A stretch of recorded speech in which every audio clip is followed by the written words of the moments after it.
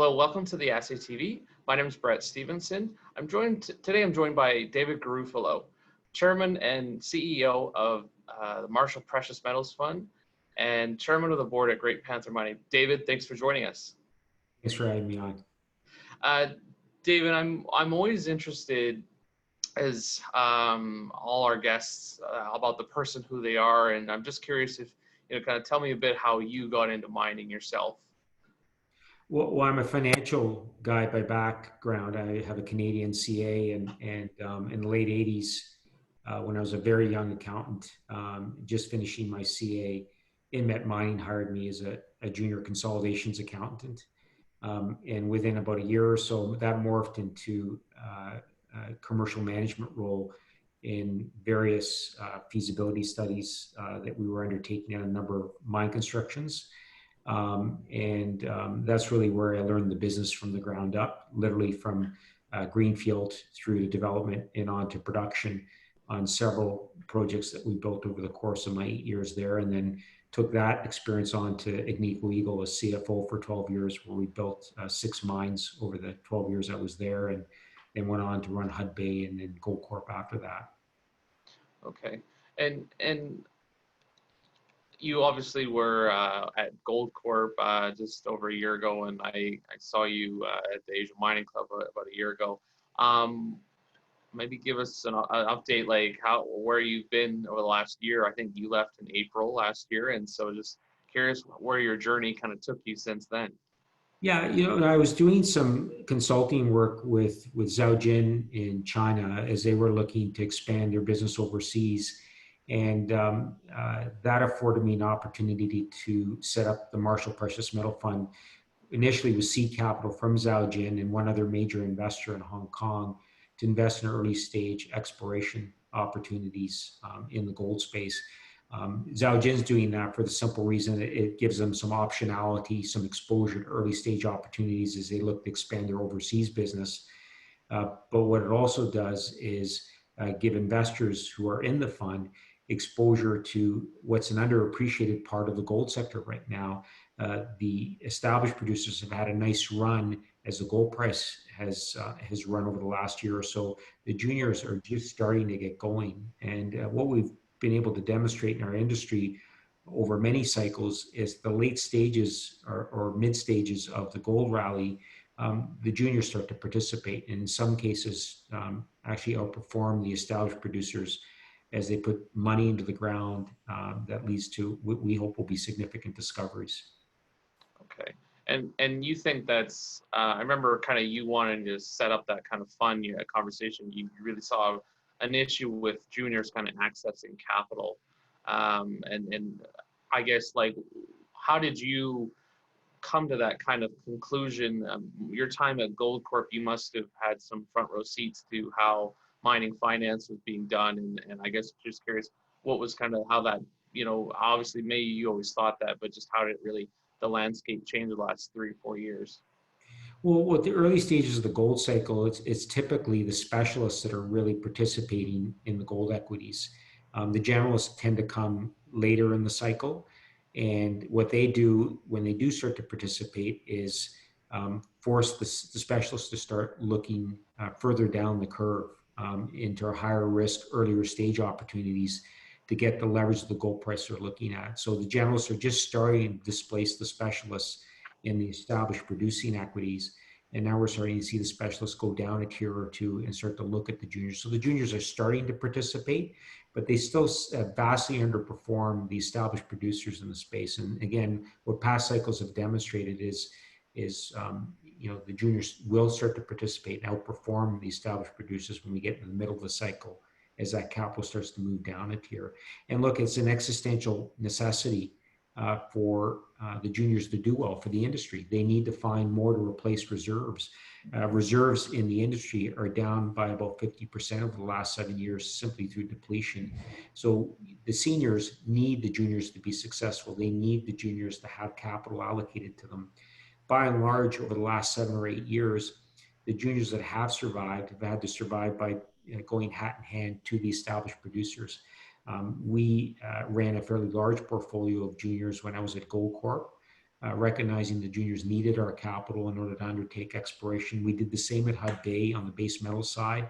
And at Agnico, we did that for a long time, where we ran this bit of an incubator to support the juniors, because all of the mines that we built when we were at Agnico, or for that matter, when I was running Hudbay, came out of investments that we made in juniors. They're very good at finding. Seniors, established producers generally don't have the risk appetite to conduct that grassroots exploration. So we effectively, as an industry, outsource grassroots exploration to the juniors who have that entrepreneurial mindset, are willing to embrace that type of risk that, the seniors are really looking to mitigate in running their business. They're not looking to embrace that type of risk. So the skill set's different, necessarily so. Did you see, last couple of years, maybe a more risk taking on behalf of majors, maybe perhaps, or just as you observed, just letting the juniors kind of take the lead? Yeah, I think it's more the latter. The seniors tend to concentrate their exploration expenditures on brownfield exploration. In other words, around their existing deposits or mines, where they're looking to perpetuate lives and leverage the infrastructure they've already built. They're looking really to the juniors to make those grassroots discoveries, and then inserting themselves in when they feel there's a critical mass of resource there, where they can apply as established producers their balance sheet and their mine building expertise, which really necessitates risk mitigation. When you're building mines, it's all about mitigating risk. It's not about embracing risk. So there's a psychological transition that has to happen there.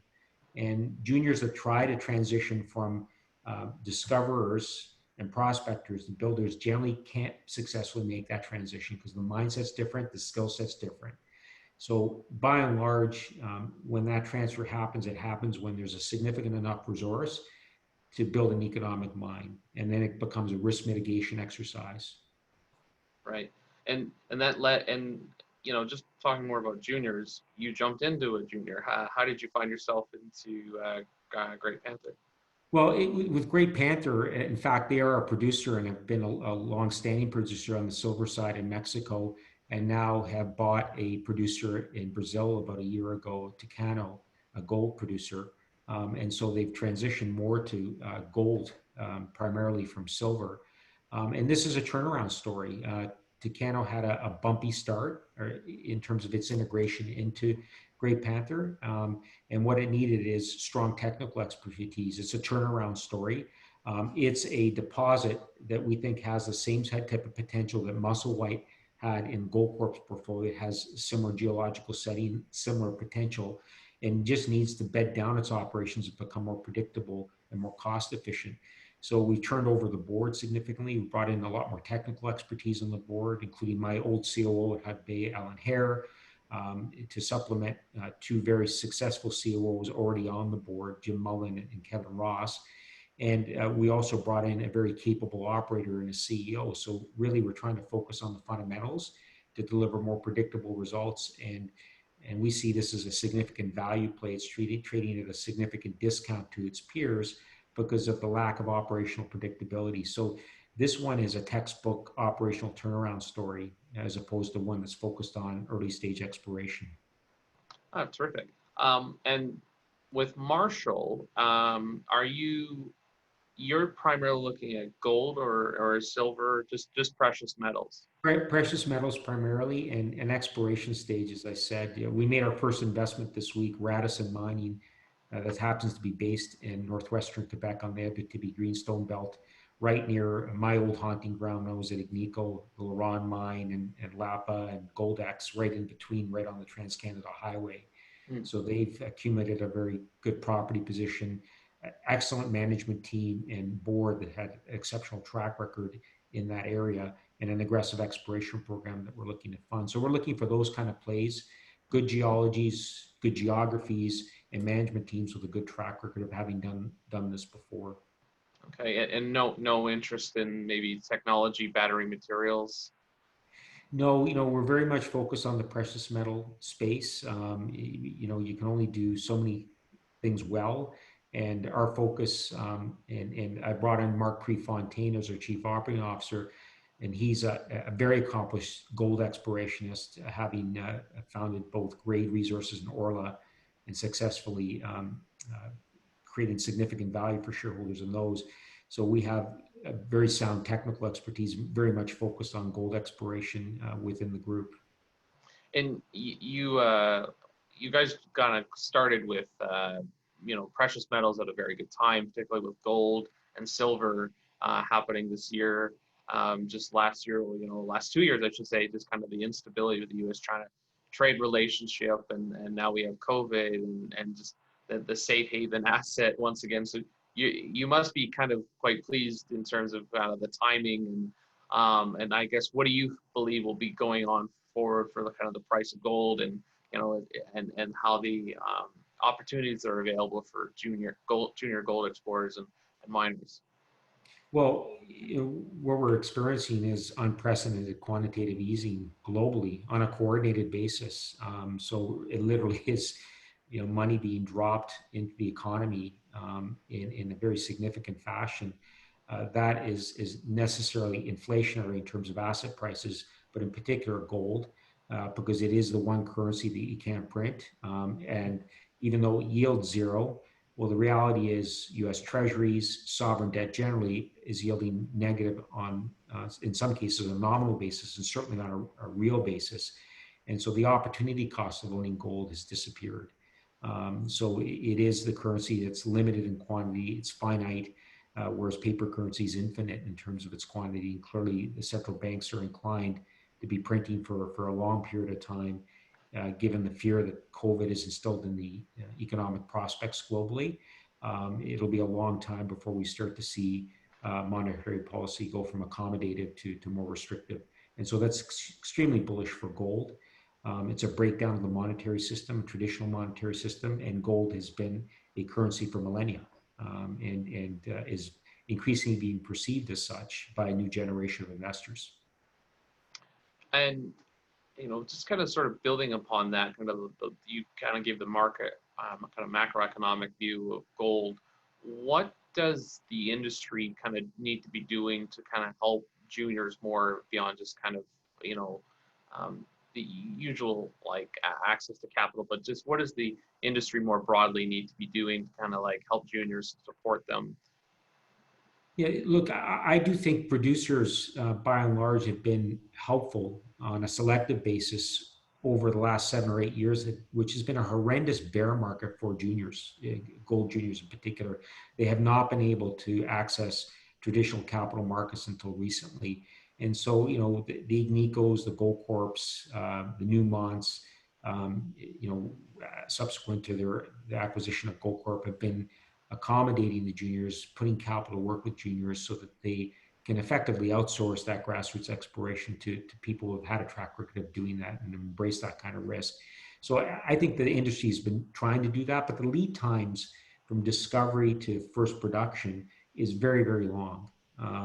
And so, we're not going to see the fruits of that exploration effort for many, many years to come. And so I think that continued downward trajectory in reserves globally in the industry is inevitable for probably the next 5 to 10 years. We're not going to start to see a reversal and inflection of that reserve trajectory for a number of years because of, again, the tremendously long lead times in discovering new deposits and making them economic and making them into reserves.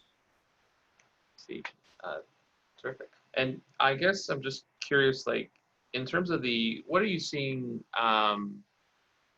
right now with COVID-19 and how juniors have had to respond? We do see the recovery, I guess you could see in some parts of the world going on. And what do juniors need to be doing to kind of make themselves attractive, especially during this time, to access that capital from capital markets, from alternative sources of finance and private equity? What do they need to be doing, kind of prep themselves, even just for coming out of this COVID-19? Let's hope it's kind of ending now. So what do you see? What investors are looking for as they start to assess juniors to make investments into them is they're looking for catalyst-rich exploration programs, with established teams that have had a track record of discovery in the past. So really, it's laying out a coherent strategy to deliver exploration catalysts. Investors are looking for share price performance. In a rising gold price environment, they want juniors that are actually putting money into the ground and delivering economic intercepts, new resource calculations, new resource estimates that will drive share price performance, drive capital into the story. It's the classic cyclical story that investors are looking for. And so what we're seeing increasingly, as I said earlier on, as generalists are starting to play the established producers, is those specialist funds are now looking down a tier or two into these juniors and putting capital to work because they're looking for torque or leverage to the gold price, which they're going to have more challenge seen in the established producers.